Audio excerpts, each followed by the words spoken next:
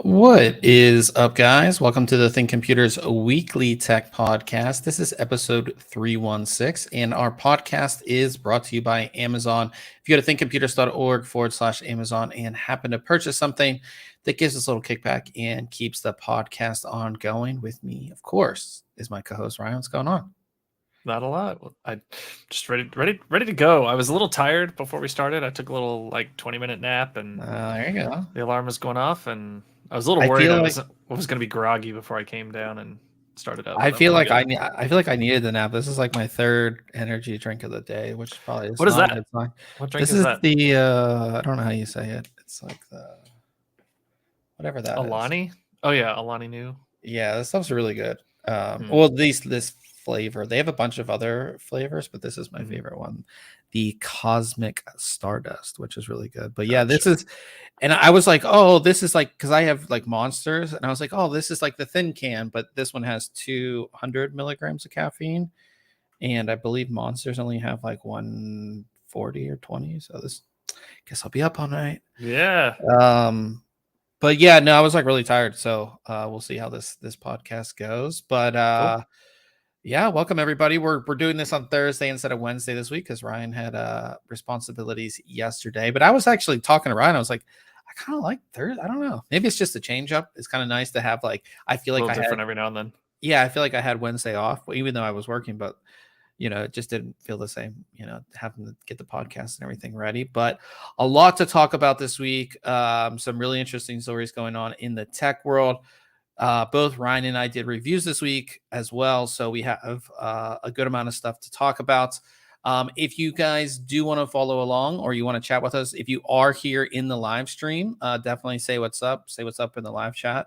Ryan is monitoring that, and I typically do a good job monitoring it, but sometimes I miss you guys' messages. So definitely say what's up in there. If you do want to follow along, we do have our full show notes page that has everything that we're going to be talking about this week. And if you're listening later on the audio version, the link to this is in the description of the video or wherever you're listening to the podcast, so you can follow along. And, if we're talking about something, you want some more information, you can definitely click through and see everything. So to start things off, we're going to be talking about the headset that's on my head. I was to say, you look a little different. What is it? Yeah, it is the Drop Sennheiser PC38X. And the interesting thing about this is that Drop is a company that basically they sort of partner with known brands more in the keyboard space, I would say. But they do it in the audio space as well. And they kind of partner with these brands to get a really nice, really good headset for an affordable price.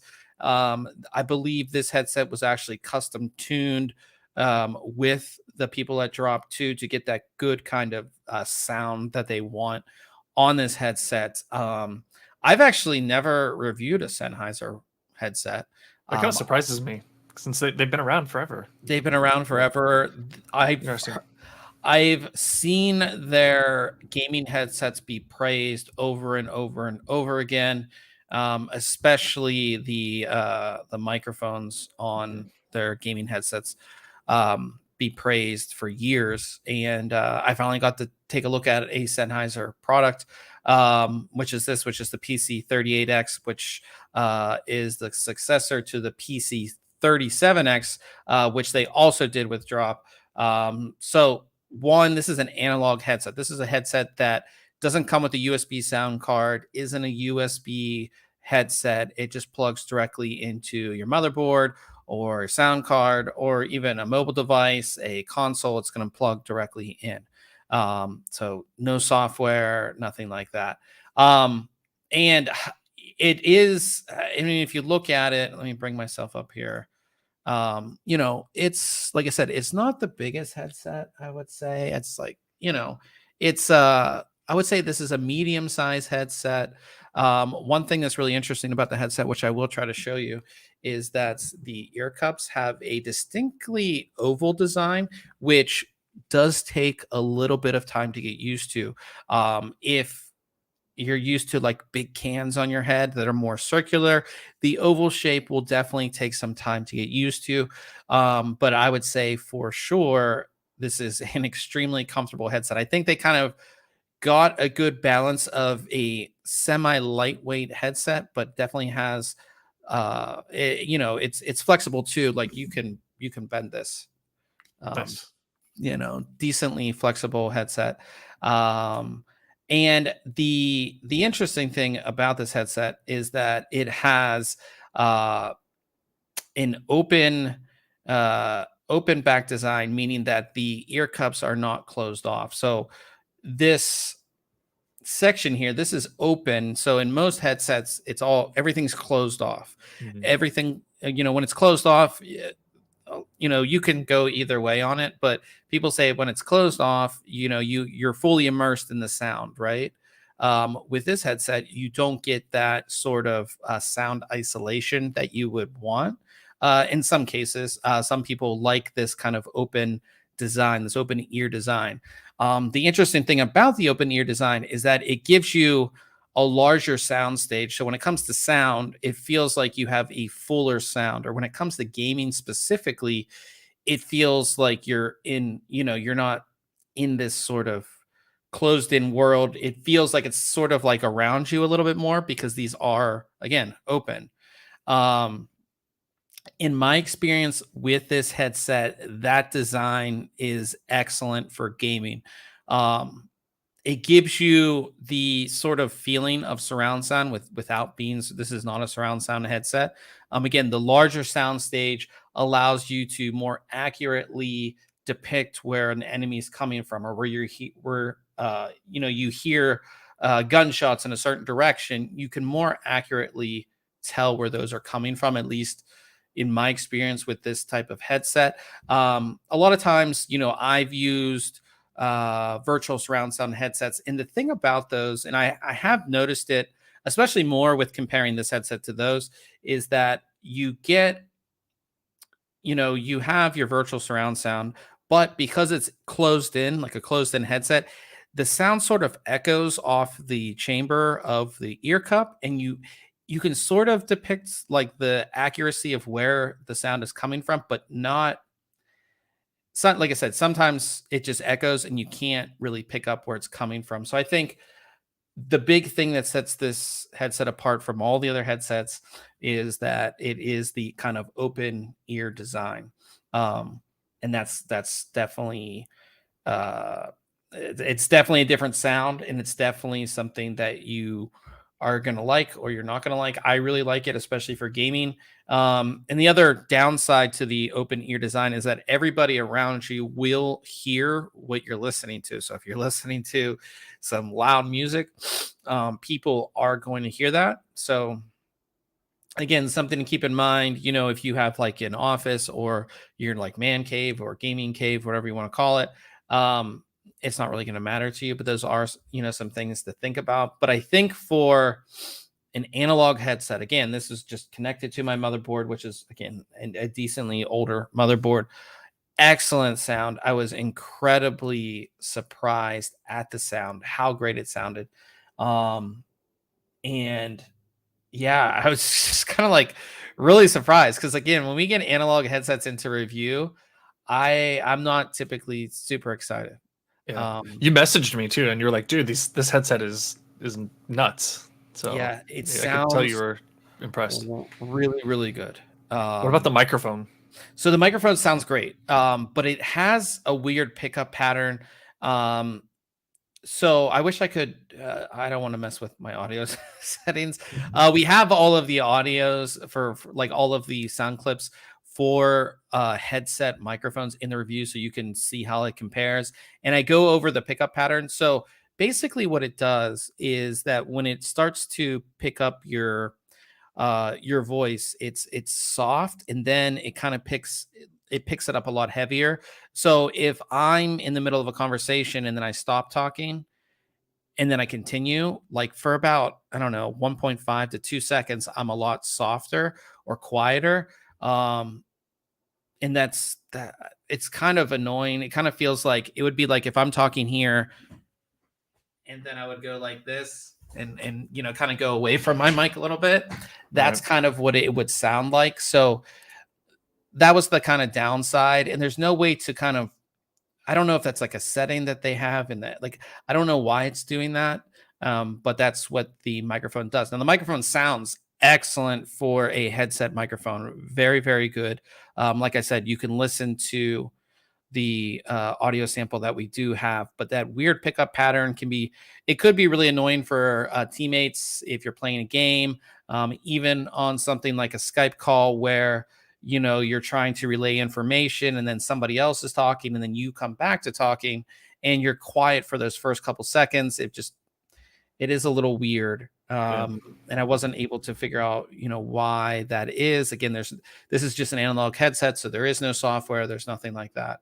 But overall, I think this is, again, one of the best sounding headsets that I've used. It is a gaming headset, so, mainly concentrate on gaming stuff. And I think that larger sound stage that you get with this headset is really great for all types of games.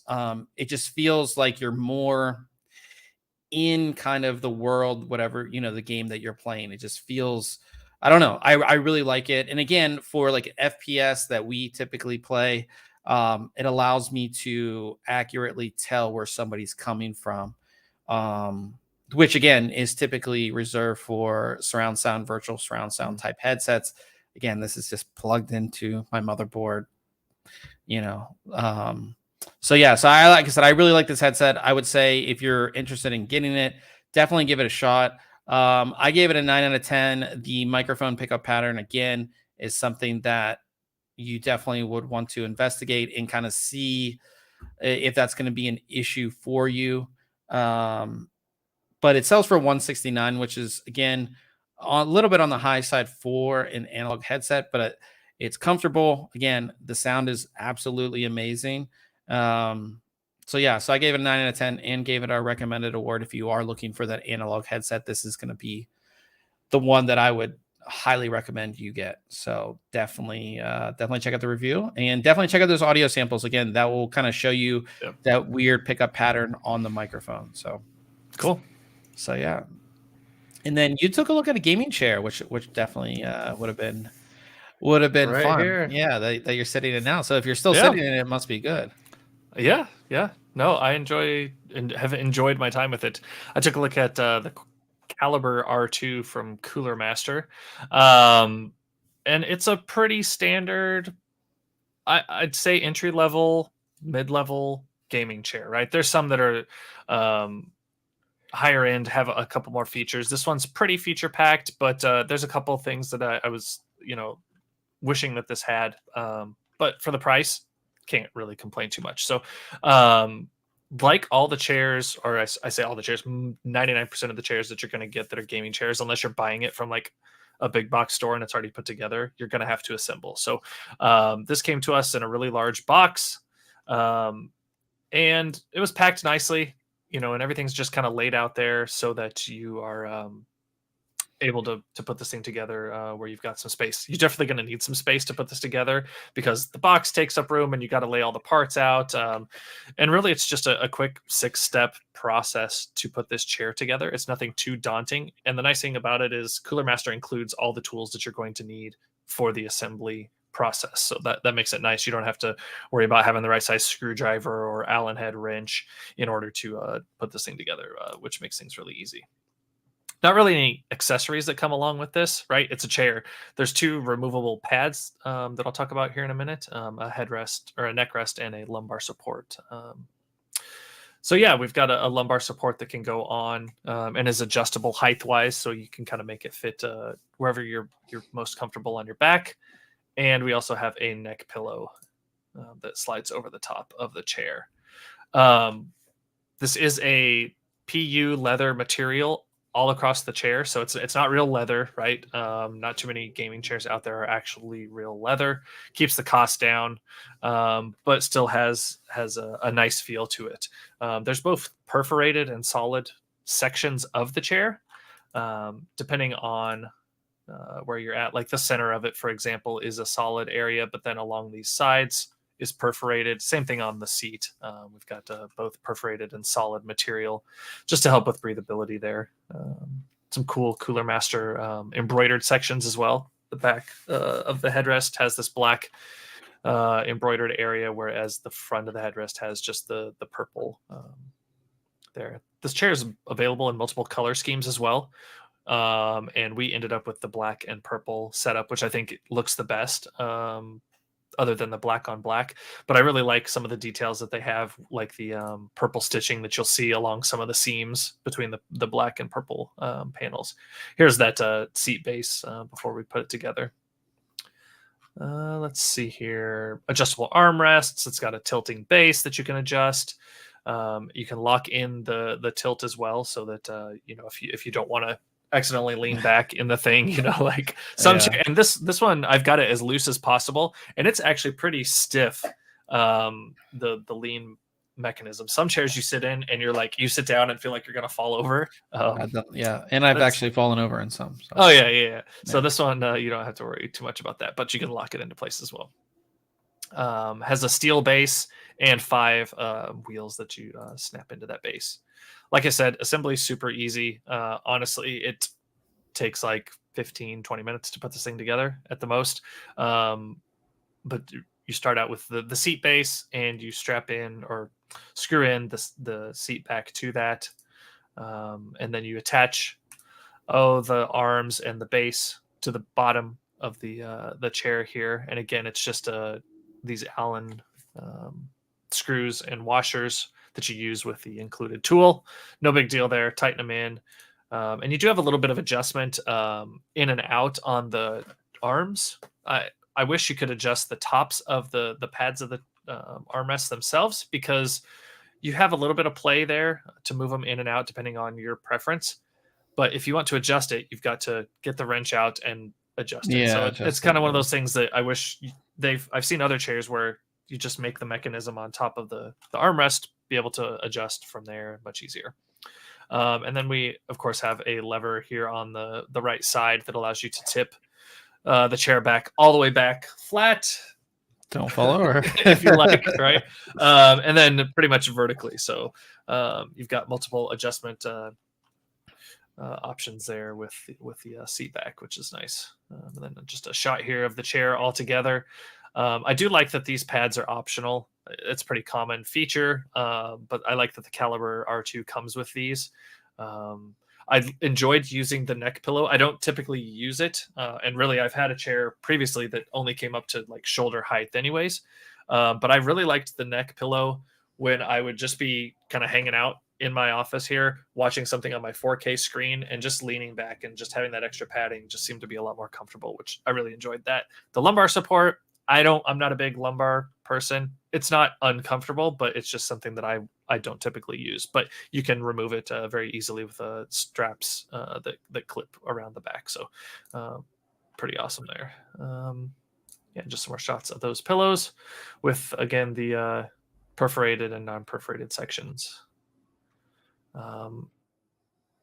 One thing that I didn't like about a previous chair that I reviewed is I felt like I was really short in it, because I would have it all the way lower down, that piston that allows you to adjust the height.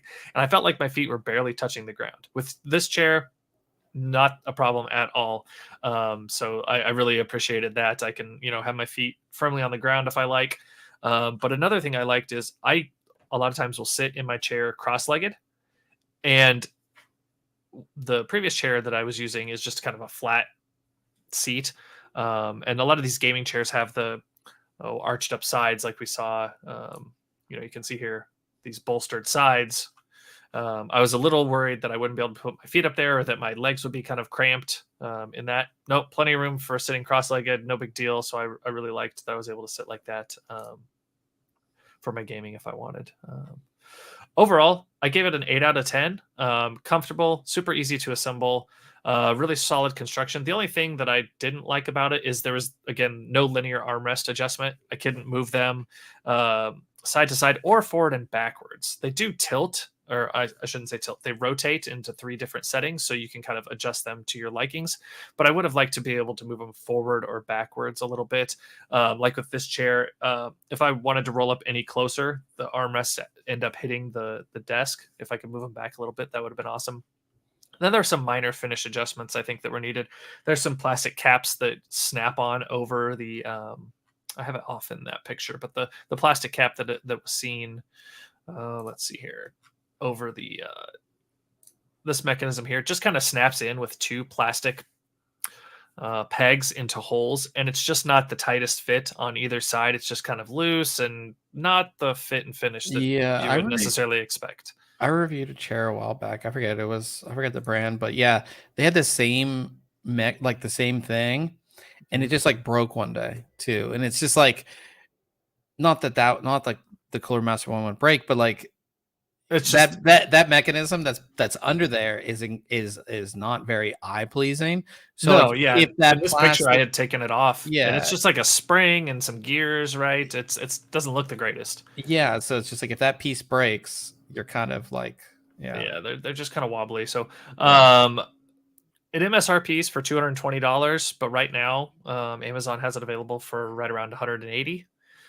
Some of the other color options that are available are the same price or a little more expensive, but I think right now, if you're looking for a chair, $180 is a steal for this. But even at $220, I think it's priced pretty fairly. It's pretty aggressive pricing compared to what else is out there. Yeah. Yep. Absolutely. Nice. But no, yeah, you'll probably see me in this for a while. That's good. I'm enjoying it. Yeah, it's always nice getting the new chair and just like, yeah, so that's pretty exciting. Old man in the chat, he said that he moved the lumbar support from his old gaming chair, hurt his back, and it was more comfortable without it. Yeah, I agree.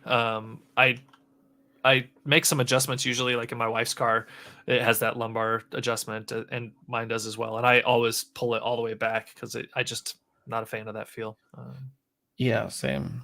But yeah, the head pillow is nice, especially like if your office or wherever you're using the chair is somewhere where you also watch media or enjoy media. Like just having that, the pillow back there definitely is good for just kind of relaxing. So it's nice that it comes with it, especially at that price point.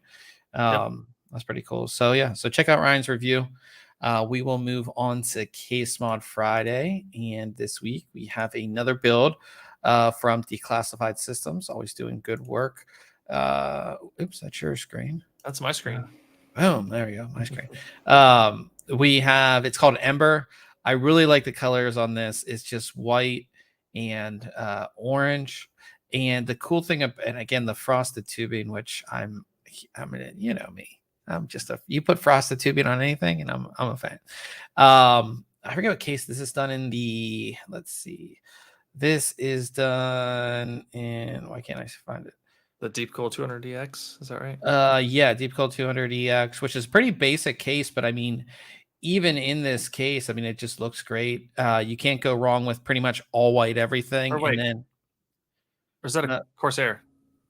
It looks like that's a Corsair case. That's a Corsair 50 or 7000X. Okay. Yep. Which is their bigger case. But again, what's nice, like I said, you can't go wrong with like making the colors of almost everything one color, and then your coolant another color, which I think is done here. Mine is, I mean, you can't. There are no motherboards that are all white in this current generation that I know of. Possibly a few. But they're definitely harder to find. But having all white case, all white fans, white power supply, all white fittings, the white what's it called? Yeah, 24 pin. Yeah, 24 pin ATX. there. All of your cables are white. Like everything's white. And then you go with a contrasting color. I think it's going to look good. And again, I think the frosted tubing really helps as well. It would have been nice if you would have frosted, if you could frost the reservoir though. Oh yeah, the cylinder. Yep. Yeah, that would have been really cool. I don't know if that's a possible thing. I assume it is. But yeah, I love the kind of symmetry of the water cooling, the bends and everything. It just looks really good. He always does good work, I think. But yeah, it's just like I said, it's just a good, very good, clean looking build. This is one that the graphics card is cooled. We've had a couple recently where the graphics card wasn't liquid cooled. This one is liquid cooled, which is good to see. But yeah, it's just a good overall build. An old man in the chat, he says that build reminds me of vanilla orange sherbet ice cream. Yep. Yeah. I was thinking the same thing, like some sort of like frozen orange drink is like flowing through and it's so cold that it has like frosted the tubes, Yeah. That's what I get off of this. Yeah, so overall, really good build. Definitely check it out. If you are looking for more builds, you can go to the article section and then click on Case Mod Friday, and there's just a ton there. I bring it up every time, or a lot of times when you bring up the menu. We need to do another worst PC setups. I know, yeah, we're gonna, yeah. I was at some point, we'll see. Yeah, we'll have to do one. Maybe we'll do it like every quarter or something, Okay. Or something. You have to remind me. I'm always like something to think about. Yeah, something to think about. But yeah, definitely check it out. Declassified Systems. They always do a great job, and I believe they're in Thailand. I believe that's where they are. If you are in Thailand, a lot of these builds that we feature are for like customers. So if you are in Thailand and you want like a cool build like that, definitely reach out to them. We do link to their Facebook in the article. So yeah, if you don't want, if you be like me and be like lazy and don't want to do the whole water cooling thing, you can definitely reach out to them. So yeah, lots of NVIDIA news this week for a bunch of different reasons. The first one, which we'll talk about, which I didn't even realize is coming up, like it's coming up, is Computex. NVIDIA will hold a 2022 keynote at Computex on May 23rd, which is like next week. Which is like crazy to think about. It's already Computex time. Now is Computex happening in person this time? I believe it is for certain. I think we still need another year before there's going to be like the attendance. But I believe it is in person. But in the keynote, they have all their people for like accelerated computing, blah, blah, blah. But we have Jeff Fisher, which is the senior vice president of Geforce. So we should, a lot of people are expecting RTX 40 series, either teaser or announcement. Again, from everything that we've been hearing, RTX 40 series is going to launch in June or July, which is soon, which like makes me feel so bad for Intel, who hasn't got their stuff really out yet. But yeah, so these are the speakers. I think the big thing will be, RTX 40 series. They're at least going to tease it. If we don't hear anything about it, I would be incredibly surprised. So yeah, so definitely something to look forward to. We will have links where you can watch it. It will be live streamed, obviously. I believe it's just on NVIDIA's website and their YouTube page. We'll have all those links coming up for you guys in Computex. Anything? Are you looking for anything at Computex? Like, is there something that you might be interested? I don't know that we usually see too many cases at Computex. I mean, yeah, we always see the N1 case. That's true. I'm looking for a new case. Not because I want to get rid of this case, right? I love this Inwin, but I don't know. I feel like we haven't seen any really awesome new cases, so that's something that I think I'm looking for. Yeah, I think cases. I would really like to see Intel graphics, like show me the card. Yeah, like show me it in a system. Show me it working. Obviously, RTX 40 series. I'm super excited for that. Yeah.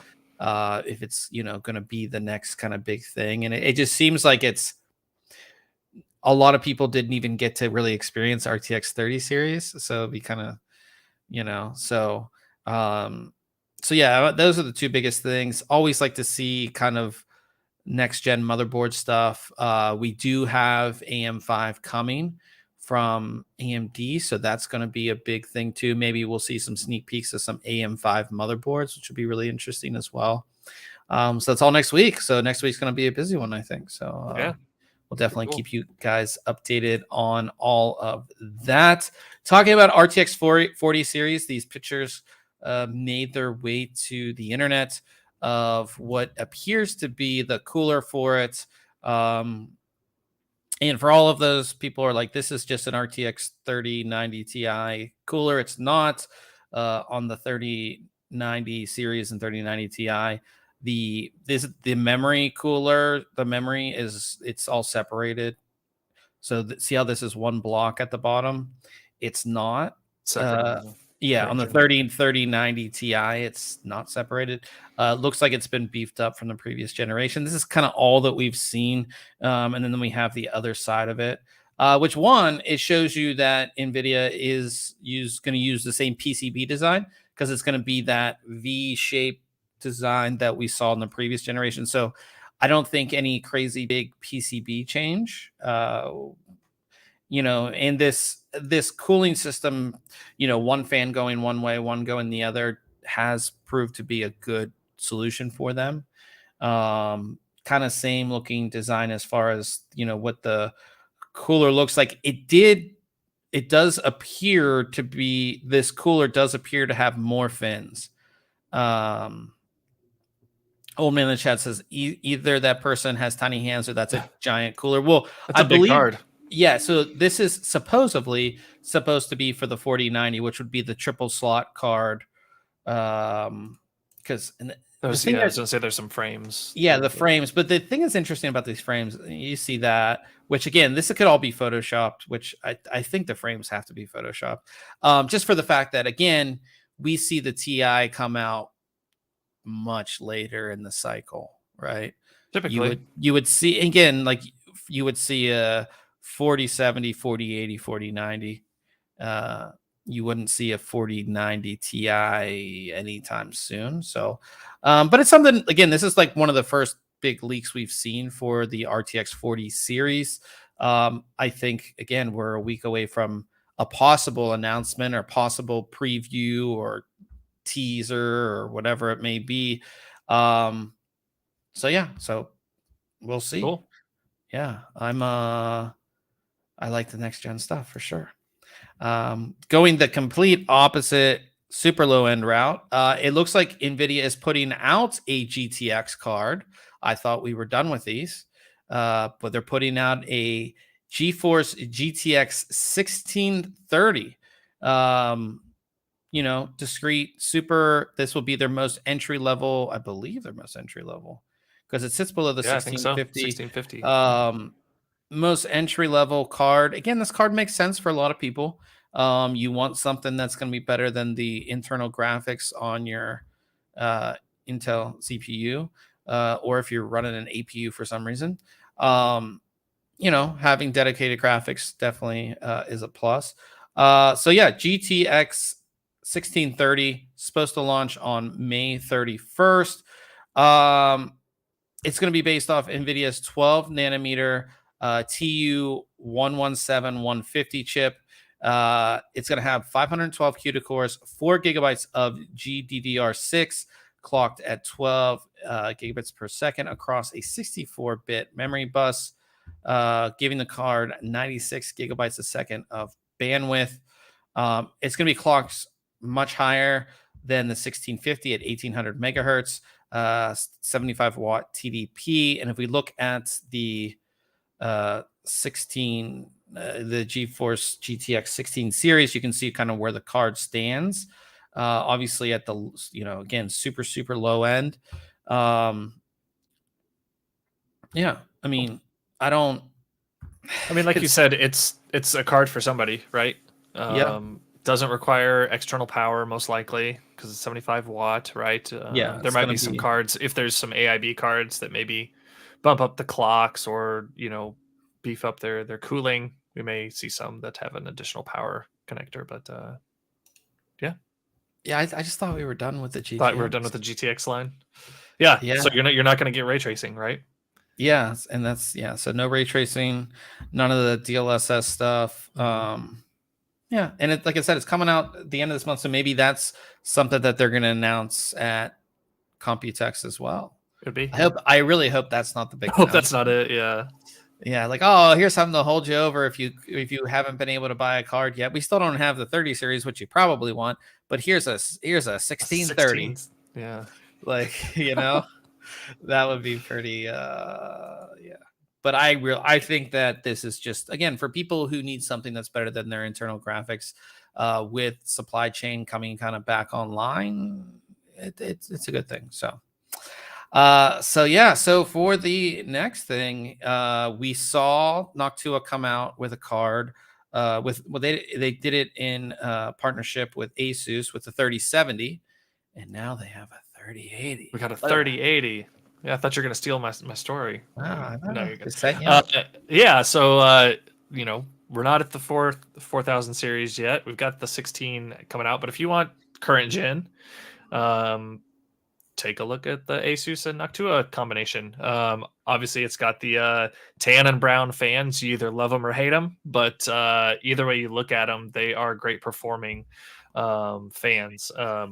This is supposedly 4.5 decibels quieter than the Asus TUF gaming cooler, as well as 3 degrees cooler on the GPU and 14 cooler on the VRAM. So definitely some improvements there for the cooling. What do you think of the look? Triple slot card. Yeah, oh, definitely. What's wrong with the thing I never liked about the look of the 3070 card, because again they have the same look, is that shroud needs to be that ugly orange color, like the black shroud. This here. Yeah, like like if you go to one of the other picture pictures, almost looks like it's brown, but I think it's black. It's black. It's the same one as the 37. It either needs to be tan or it needs to be the brown. Yep. Yeah, but again, these cards are great. One, it's incredible that Noctua can just like throw some of their fans on there and get better performance than like Asus, who's been like improving their fan design in their cooler for like years, and Noctua can just like throw some fans on there and they perform great. Well, but two, it's like we have these diehard Noctua fans, right? Diehard fans. And on motherboards, you can take the heat sinks off and paint them. But like with graphics cards, you don't really have, you don't really have that. I guess you could like paint the shroud and stuff like that, but this gives like that Noctua fan, like, this is the part I want, well, it's not even like they're custom fans. They're their NF A12 by 25 fans. So they could just slap on some of their existing fans and get that cooling improvement, which is crazy, you said. And we have Asus who puts the I forget what they call it, but the surround on their fans, so that the fan blades are all connected at the ends, right? All those types of changes that we see from so many manufacturers, and yet Noctua is here with a standard fan design of theirs and able to get this much performance out of it. So I'm a fan of it, and I think it's a big shout out to Noctua as well, because it's like they have these amazing fans, right? That's why we always praise their CPU coolers and stuff, is they have these amazing fans. And two, it's like they do have this notoriety where like a company like Asus did want to partner with them, right? Because again, Asus doesn't need to sell this card, right? Right. So yeah, I think it's super cool. So yeah. So would you now, if you had a choice, would that be a card that you would get over like a Strix or even like their own TUF card, which this card is sort of based off of? In a certain build, yeah. It wouldn't be my first choice, but if I was doing a build and I was going like all air and all Noctua, yeah, that's what I'd go with. Yeah, very cool. Moving over from, we've been talking about all NVIDIA stuff, we'll move over to the AMD side. Some leaks have been coming out for RDNA 3 GPUs. One of the biggest one. I have you on there again. There we go. For the Navi 31, which is going to be the big boy next gen GPU from AMD, biggest thing, 384-bit memory bus and 24 gigabytes of GDDR6 memory. That's a lot of memory. What do you think about? I mean, that's what the 3090 has. That's a lot. I mean, considering a lot of PCs are still standardized on 16 gigs of system memory, like that's probably the most common right now, I would say. Yeah. For your GPU to have more than that, 8 more gigs on it is pretty crazy. Yeah. It's exciting. I like all these big improvements. Yeah, so we'll see how AMD does on this sort of next gen. Definitely good to see. I still feel that, like, I know we have the 6900 XT, and that kind of goes against the 3080 or the 3090 Ti, but it's like I feel like there's like another level that AMD hasn't like really gone after like hardcore yet as far as that type of stuff. So maybe we'll see that with the next generation. You know what I mean? Sure. We'll see, but definitely something, and we'll obviously keep you guys updated. Maybe we'll see some of that stuff at Computex as well. I think AMD will do a lot more AM5 CPU stuff, but we'll see what we get out of there. Onto the mobile graphics. We talked about Intel mobile graphics. They were announced. We talked about them. There wasn't a whole lot of laptops that have them yet. If you did, there was a couple, but they were like the super low end. We have one from a company I've never heard of in the Asian market that has the second to highest card, the A730M from Intel, the Arc A730M in it. It's the laptop.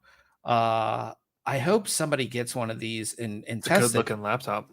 Yeah, it sort of looks like a Lenovo almost. A Lenovo Legion laptop, just the way it looks very much like one. But yeah, so the A730M has 24 Xe cores, 24 ray tracing units, clocks in 1100 megahertz, and 12 gigabytes of GDDR6 memory. So it's like, I mean, it's a capable mobile processor. So we'll see. Again, hopefully we see some foreign reviews of this laptop to kind of see what it does, because I feel like if these were like as amazing as we've been told, and they're going to really compete in the mobile space, like you would see like an Asus Strix or like an ROG motherboard or ROG laptop with the highest one, and this is what they would tout out. Like this is what Intel would be like putting that on everything. So it's kind of weird that we have this weird rollout where like this company that we've never heard of.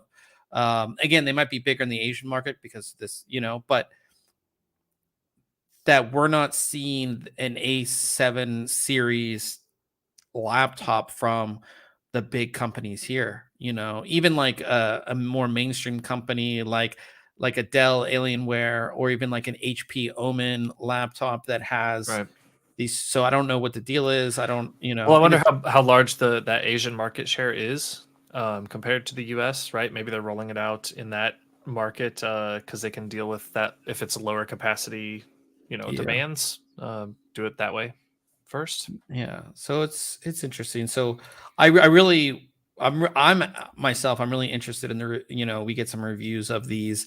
The A3 series, we've seen a couple of those reviews. Kind of underwhelming. So we'll see what this the A7 series. There's only two A7s. There's an A730 and I believe an A750 on the high end. So we'll see again. Hopefully we get somebody gets their hands on one of those so we can get the reviews. Over to gaming monitors.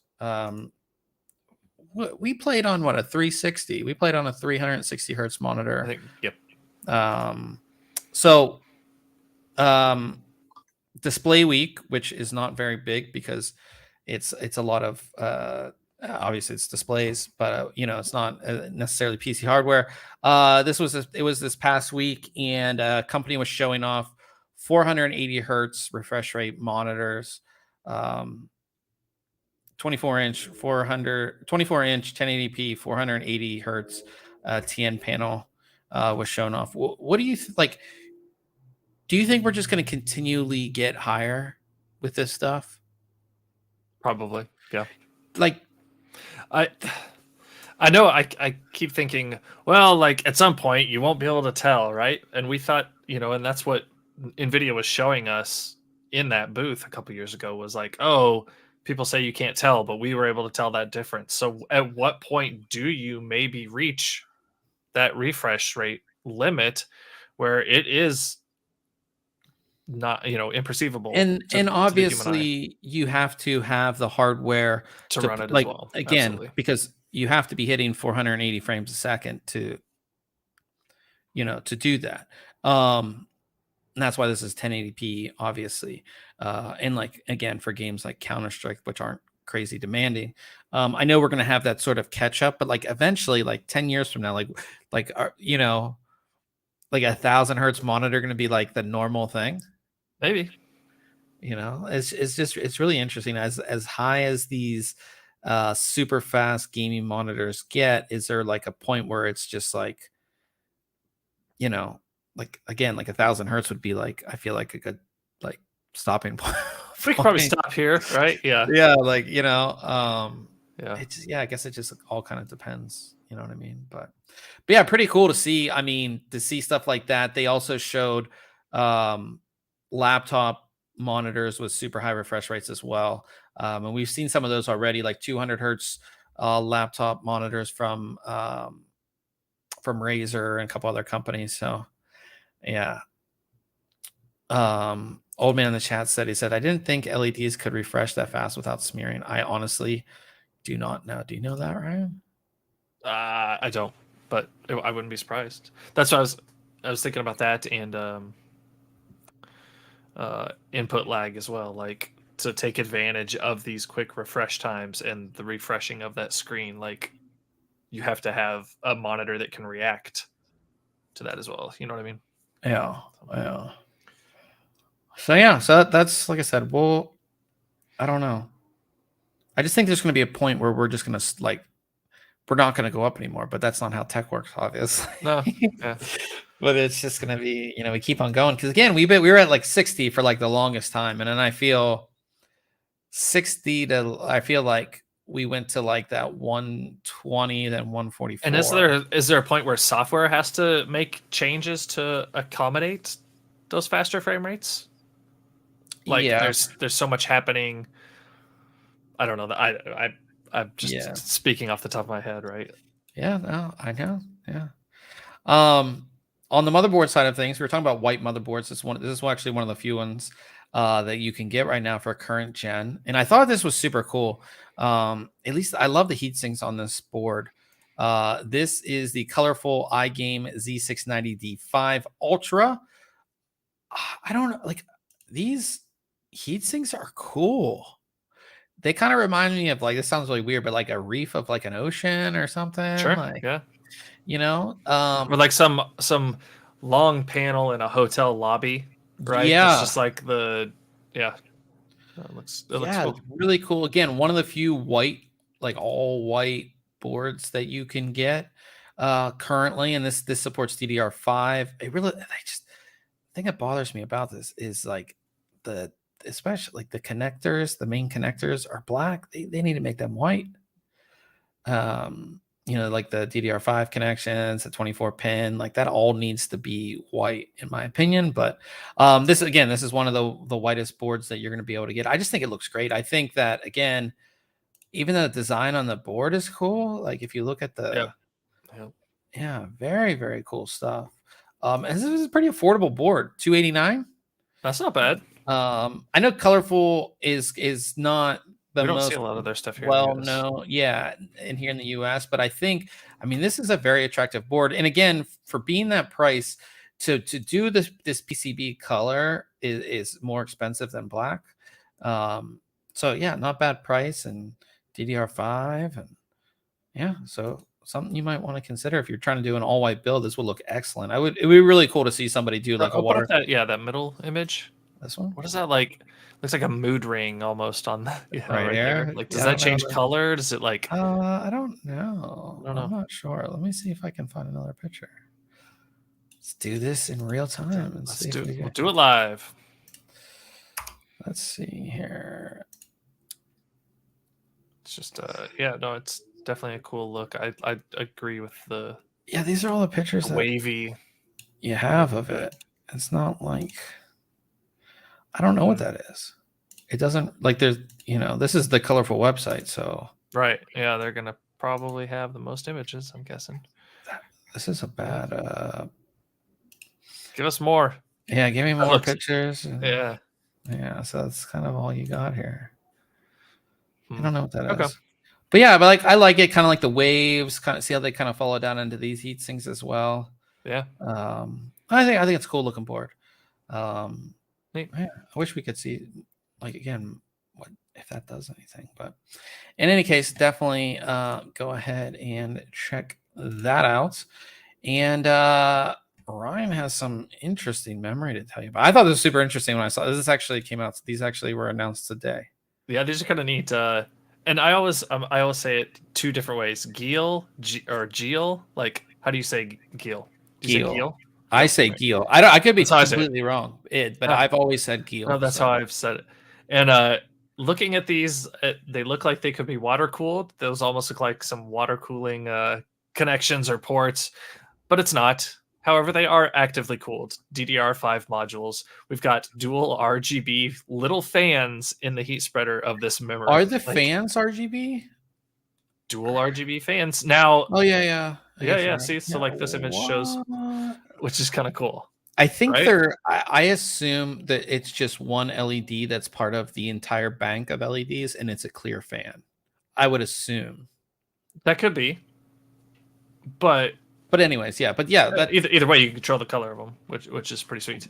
But it looks, they're showing, I'm guessing, some cool air coming in from the outsides and kind of pushing through and out the top here. I was looking for. I wish we had another picture, because that image that we're seeing here, you would almost think that there would be some ventilation holes or something on top, right?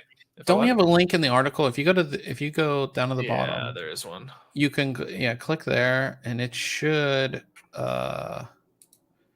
if they have other pictures.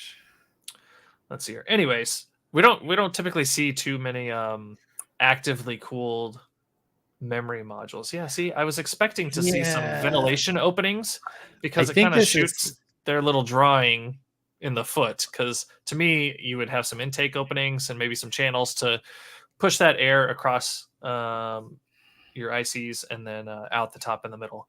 But they do claim it has some better cooling performance for the memory, and they will be available in both 32 and 64 gig capacities. I worry about is how loud are they? Yeah, because they're okay. So like, if you guys don't know, the smaller the fan, the louder it is. Well, yeah, it typically spins faster. Yeah, to move any sort of measurable air, which then just ends up with more noise. Yeah, so I just and these have got to be what, a 10 millimeter fan? Yeah, something 15 at the most. Yeah, and then again with it doesn't look like there's external power, some power connections. So like that's all being powered by the slot, right? I guess. Yep. I guess it uses the same type of power that like powers the RGB LEDs on the memory itself. And then like, what if one breaks? Like, how to, you know what I mean? Yeah. It's like, why add a moving part to a non-moving part product? If that makes sense. Yep. But I will see. I think they look kind of neat. Yeah, they look cool. It's a cool thing. It's we'll get just announced today. We'll see if we can get some in, and maybe I'll test them out and see if sweet. Kind of see what they're all about. Yep. And then also on the cooling realm of things, EK announced some really cool water blocks, which I think look awesome. If you're doing, we've seen them released wood tops on blocks before, but this is their quantum CPU blocks with walnut, and I think it just looks so classy. The black and wood Yeah. look, like it looks so nice and clean. You can make some really I've seen some really nice builds based on these. They just look so modern, right? The mounting hardware and design on these EK blocks, and just the black on brown with the silver logo is Yeah. pretty damn awesome. It like sort of reminds you of like kind of like the Herman Miller, Yes, like yep, like elegant furniture look. That's absolutely. what I kind of the vibes that I get from these. Oh my gosh, I've got to. I meant to show you this battle station on the battle station subreddit. Do you ever peruse that at all? Yeah. Dude, there was one I saw earlier this week, and like this block would fit perfectly in a computer Yeah. in that room. It Well, that's what I think it's so great about EK because, they've been around for so long, but like they offer these kind of unique Mhm. because again, not everybody like And not my everybody wants system. RGB Yeah, and like my system is like RGB'd out. Like that's the look that I went for. But like some people want these more like understated, kind of Mhm. elegant look. And like people have like painted or put like a vinyl on their blocks and stuff like that, Yep. right? Yep. But like this gives you the true walnut look. They're really, really cool. Yeah, so it looks like So, they've got their Matrix 7 and Quantum Magnitude Lignum. So we've got AMD and Intel support. yeah. Yeah, all sorts of compatibility, right? AM4 and LGA 1700 for Intel, and various pricing depending on what you're getting there. So Yeah, very cool stuff. Very, very cool stuff. So yeah, I like the look of those. Those are pretty sweet.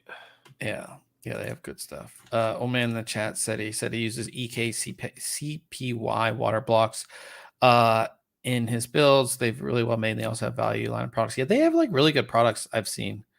I mean, EK has been around for so long, most of their product I haven't heard like bad things about like, oh, I used EK and my system flooded or whatever. So yeah. As we come to the end here, we talk about what we have coming up next week, and I have another DDR5 kit. I'll be taking a look at Lexar's Aries DDR5 OC desktop memory, non-RGB DDR5.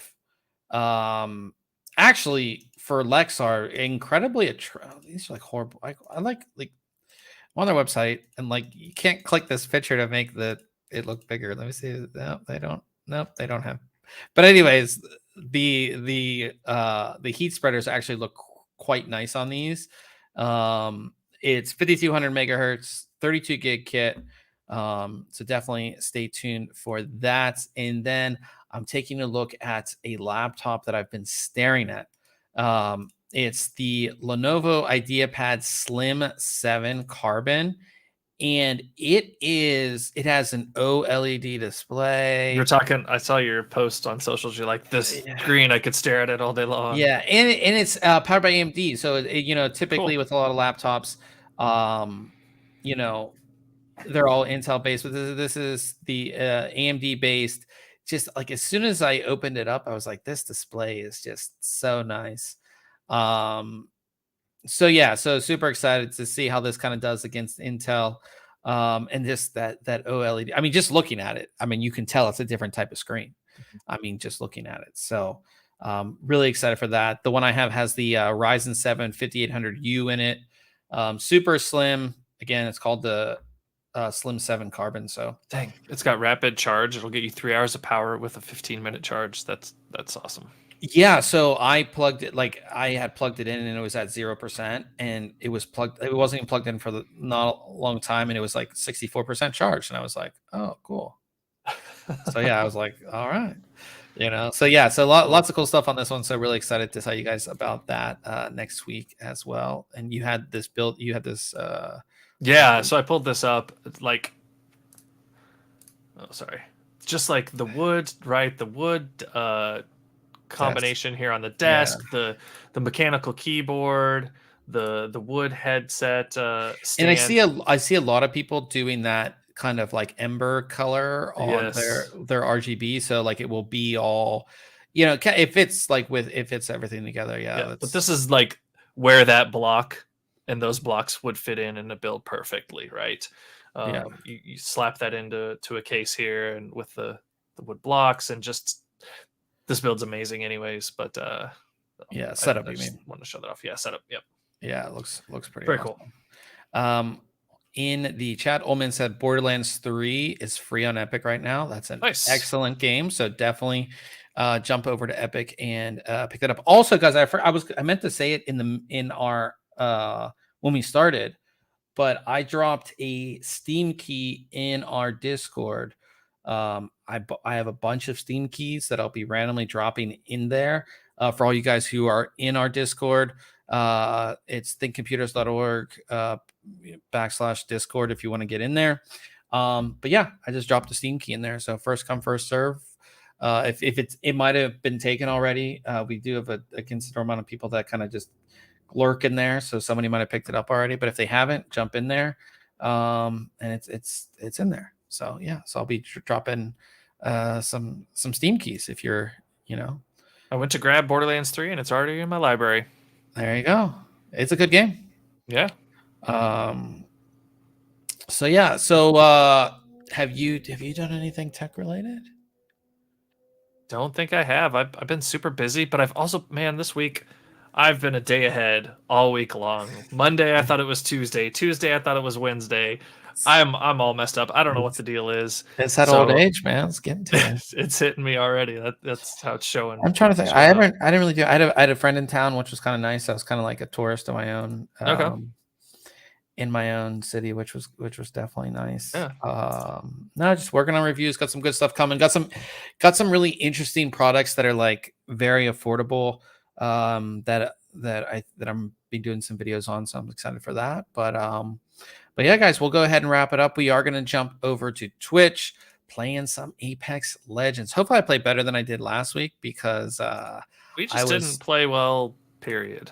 None of us did. Yeah, so, and I'm kind of tired, but I think this energy drink's kicking in, so hopefully I play better. But if you want to keep on hanging out with us, twitch.tv /ThinkComputers, go ahead and jump over there. As I always say, thanks, guys. Everybody who's in the live stream now, everybody who listens later, we definitely appreciate you. And again, definitely jump on the Discord, say what's up, post some funny stuff in there. And like I said, I'll be dropping Steam keys every once in a while in there. Just give you guys, some free games and stuff like that. So until next week, we will see you guys later.